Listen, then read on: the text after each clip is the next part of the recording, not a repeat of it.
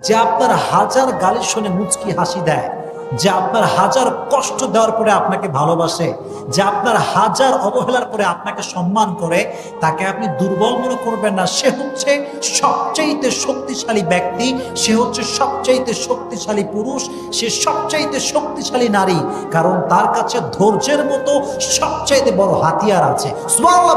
মিজানুর রহমান আজহারি বলেছিল, আধারে ভয় পেও না, আলো আছে আড়ালে, অন্ধকার পালিয়ে যাবে তুমি উঠে দাঁড়ালে। আমিও সেই কণ্ঠে কণ্ঠ মিলিয়ে বলতে চাই, যুবক, ছ্যাঁকা খেয়ে ব্যাকা হয়ে যাও না, শক্ত হয়ে দাঁড়াও, শপথ গ্রহণ করো, এস্টাবলিশ হয়ে দেখাও। আর যে মানুষ তোমাকে ধোঁকা দিচ্ছে, আগামীকাল সে আফসোস করতে করতে মরবে। দুইটা ভয়ঙ্কর পাপের কথা বলে দেই। এই দুইটা পাপে যারা আসক্ত হয়ে আছে, তারা তওবা করে ফিরে আসলে পরেও সারা জীবন তাদেরকে এটা সাফার করতে হবে। কথা বুঝতে পারছেন না? তওবা করে ফিরে এসেছেন মনে করে, তারপরেও আপনাকে সারা জীবন এই পাপের ফলটা ভোগ করতে হবে। এক, মাদকদ্রব্য। দীর্ঘদিন সেবন করেছেন, তওবা করেছেন, ফিরে এসেছেন, আল্লাহ হয়তো মাফ করে দিয়েছেন, আল্লাহ পাক মাফ করে দিয়েছেন, বাট আপনি আপনার দেহের যে ক্ষতিটা করে ফেলেছেন এটা পোষাতে পারবেন না। এক নাম্বার। দুই, তখন আপনি যদি বিয়ে করেন, আপনি স্ত্রীকে সন্তুষ্ট করতে পারবেন না। হ্যাঁ।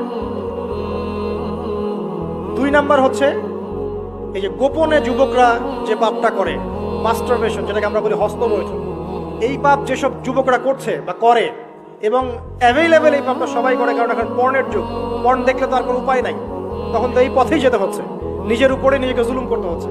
যারা হস্তমৈথুন অভ্যস্ত হয়ে গেছে, এরা যদি তওবা করে ফিরেও আসে, শরীরের যে ক্ষতিটা হয়েছে এটা পূরণ হবে না। এখানে আপনার দেহের ক্ষতি, আপনার মস্তিষ্কের ক্ষতি, আপনার পরিবারের ক্ষতি, এমন আপনি যদি পরবর্তীতে গিয়ে পরিবার গঠন করতে চান, আপনি সুখী পরিবারও গঠন করতে পারবেন না, কারণ ভিতর থেকে আপনি নিজেকে শেষ করে ফেলেছেন। গোপন পাপে লিপ্ত হবেন না, আপনি যৌবনকে ধরে রাখেন, ইনশাল্লাহ দেখবেন আপনি সারা জীবন এনজয়।